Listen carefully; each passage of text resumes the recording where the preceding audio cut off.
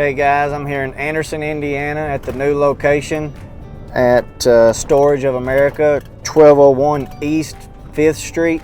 We're just behind the campus of Anderson University. You'll take a left right there.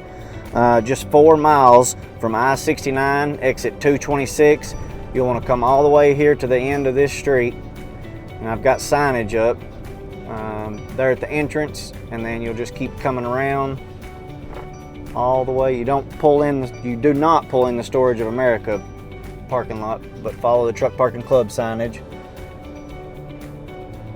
And your all's parking's back here in the back.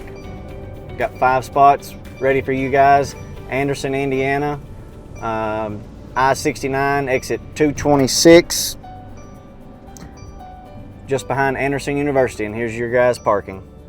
5 spots.